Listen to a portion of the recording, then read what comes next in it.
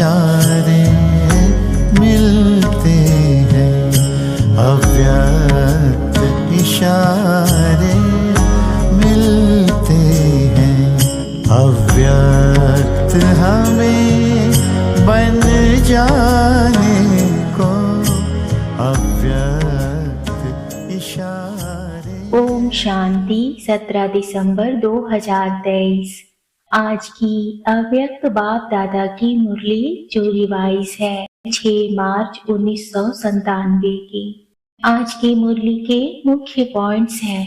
बाप दादा देख रहे थे कि सभी बच्चों को बाप की जयंती मनाने का कितना उमंग उत्साह है, तो बाप भी देखो बच्चों के स्नेह में आपके साथ साकार शरीर का लोन लेकर पहुंच गए हैं। इसको कहते हैं अलौकिक प्यार।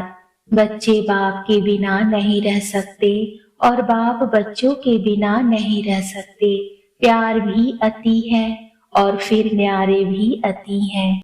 इसलिए बाप की महिमा ही है न्यारा और प्यारा। शिव जयंती अर्थात कुछ ना कुछ अर्पण करते हैं, बलिहार जाते हैं।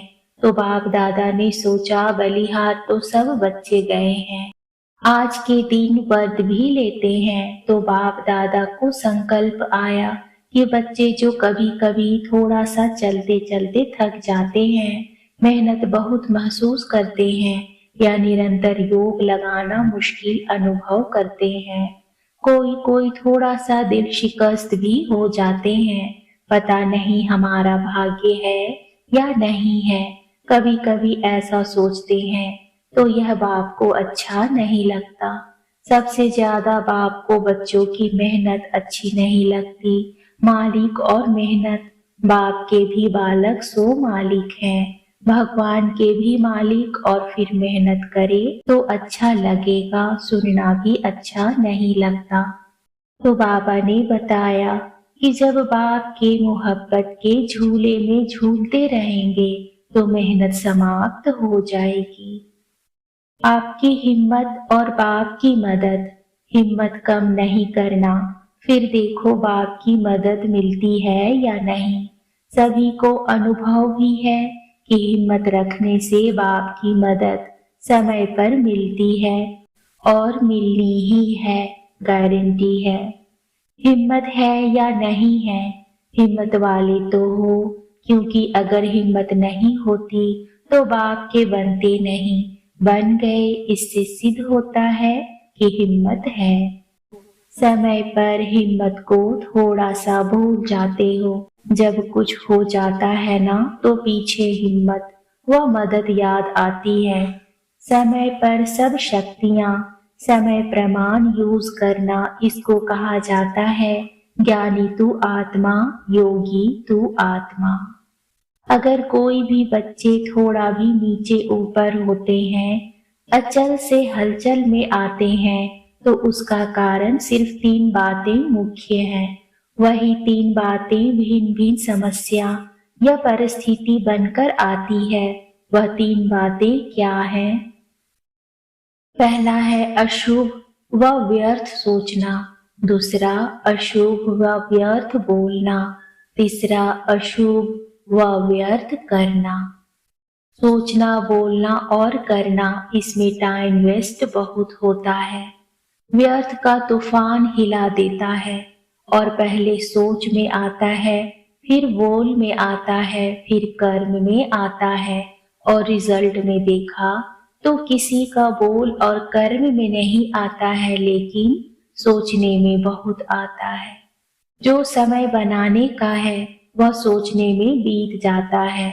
तो बाप दादा आज यह 3 बातें, सोचना, बोलना और करना, इनकी गिफ्ट सभी से लेने चाहते हैं।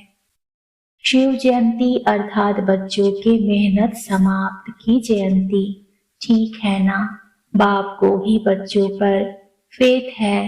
पता नहीं कैसे कोई कोई किनारा कर लेते हैं जो बाप को भी पता नहीं पड़ता। छत्र छाया के अंदर बैठे रहो। ब्राह्मण जीवन का अर्थ ही है झूलना, माया में नहीं। माया भी झुलाती है। अमृत वेले देखो माया ऐसे झुलाती है जो सूक्ष्म वतन में आने के बजाय, निराकारी दुनिया में आने के बजाय निद्रा लोक में चले जाते हैं। कहते हैं योग डबल लाइट बनाता है, लेकिन माथा भारी हो जाता है। तो माया भी झूला झुलाती है, लेकिन माया के झूले में नहीं झूलना। अभी अति इंद्रिय सुख के झूले में झूलो, खुशी के झूले में झूलो, शक्तियों की अनुभूतियों के झूले में झूलो। इतने झूले आपको मिले हैं जो यहाँ के प्रिंस प्रिंसेस को भी नहीं होंगे।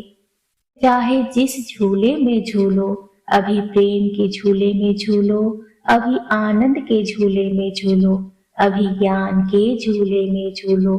कितने झूले हैं अनगिनत, तो झूले से उतरो नहीं। तो लाडले होते हैं ना, तो माँ बाप यही चाहते हैं कि बच्चे के पांव मिट्टी में नहीं पड़े। इस समय परमात्मा बाप के लाडले हो, तो बच्चों ने हिम्मत के हाथ से गिफ्ट दी, इसलिए बाप दादा उसकी थैंक्स करते हैं। शुक्रिया, धन्यवाद। अच्छा, आज का वरदान है ब्राह्मण जीवन में सदा मेहनत से मुक्त रहने वाले सर्व प्राप्ति संपन्न भव। इस ब्राह्मण जीवन में दाता, विधाता और वरदाता तीनों संबंध से इतने संपन्न बन जाते हो जो बिना मेहनत रूहानी मौज में रह सकते हो। बाप को दाता के रूप में याद करो तो रूहानी अधिकारीपन का नशा रहेगा। शिक्षक के रूप में याद करो तो गॉडली स्टूडेंट हो, इस भाग्य का नशा रहेगा। और सतगुरु हर कदम में वरदानों से चला रहा है। हर कर्म में श्रेष्ठ मत वरदाता का वरदान है। ऐसे सर्व प्राप्तियों से संपन्न रहो तो मेहनत से मुक्त हो जाएंगे। आज का स्लोगन है बुद्धि का हल्कापन व महीनता ही सबसे सुंदर पर्सनालिटी है। ओम शांति।